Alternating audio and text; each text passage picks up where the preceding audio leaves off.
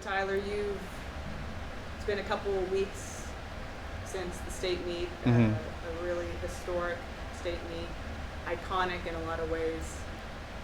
Let's reflect on that state meet and essentially your final steps as a high school athlete at Woodland. It was absolutely remarkable. Just what do you take away from that result, that meet, and the way you finished your high school career?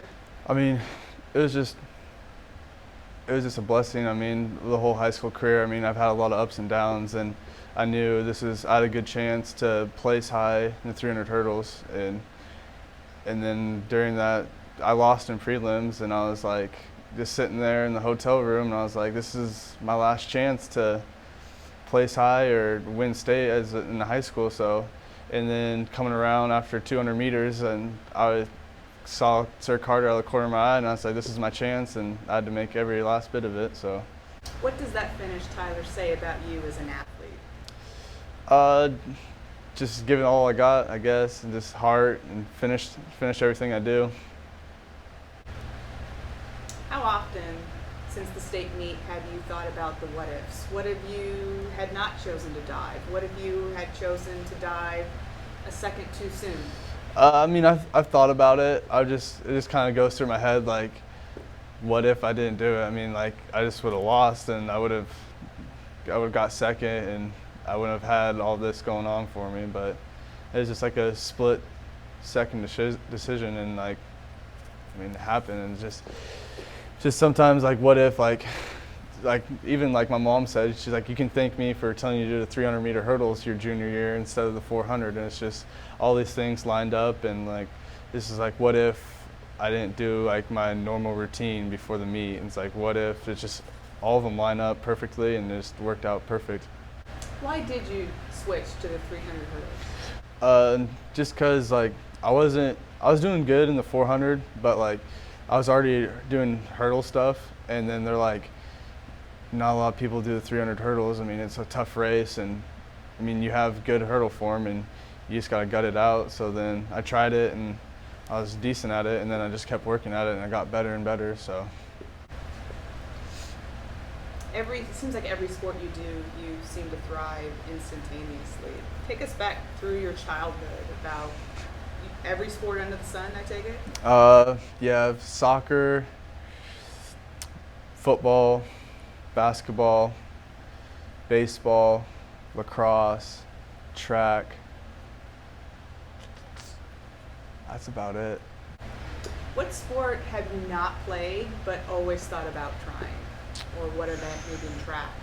Because there's so many of them. I've always thought about wrestling, just because, I mean, it's another individual sport and just kind of test what you can do. I've always kind of been curious about wrestling, but that's probably the only other sport, because I'm not going to go out and swim. But in track, I mean, I can't high jump. I've always thought about doing long jump, but my dad said I was too big, too fat, so I can't long jump.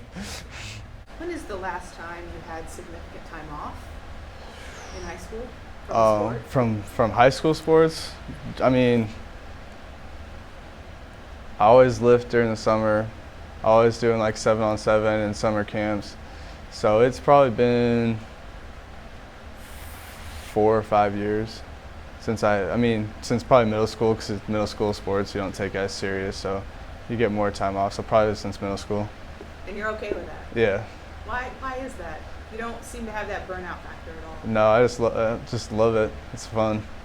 You just get better every day and compete. I love competing. You mentioned earlier about learning so many life lessons through the various sports that you played. Is there one that sticks out over another? I think like track probably brought out in me like to never give up, because like just conditioning days during track, they're just awful, and just wanted to quit and just give up. But that just to persevere probably is a better word. And I mean, that's all over all the sports I can relate to, because during football times were tough and things didn't go well, and you just had to persevere. And basketball, we had a lot of ups and downs, and you just had to keep your head up and persevere. And track's like pretty persevered because it's tough. how did we see that perseverance in your final time competing for Woodland High School?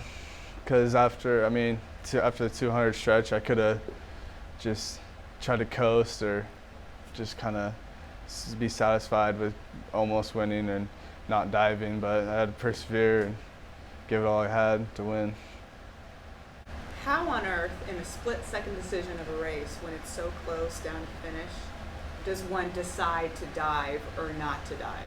I think it was just more instinct. I saw him out of the corner of my eye, and he was right next to me. So, I mean, because I was in lane 2 and he was in lane 6, I think, so I could hardly see him. So I just had to dive to make sure I beat him. Tell me about the scar that is still proudly displayed on Yeah. your chin. I know you had also a track burn on your right hip, but I mean, it's nice, and like a lot of people just kind of look at me and they're like, "Oh, you're that guy." If I got state track, they're like, "Oh, you're that guy that dove," and like a bunch of people think it's pretty cool that I have the scar or the scab from diving and winning state. So that's pretty cool. does this reflect who Tyler Flanagan is as an athlete? I think so. I think it reflects pretty well, for the most part. I mean, because I didn't give up and gave it all I had, and I mean, it shows. You know, we're in an era, obviously you know this, of so many kids specializing in one Yeah. sport. But what do you say to folks about being a multi-sport athlete? Why is it important to play more than one sport?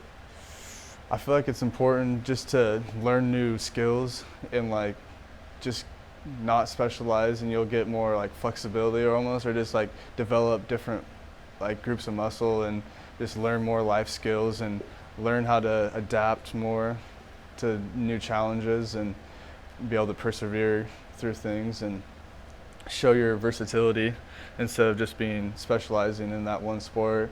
You can prove to coaches that you have the ability to do other things, and so they can trust you more.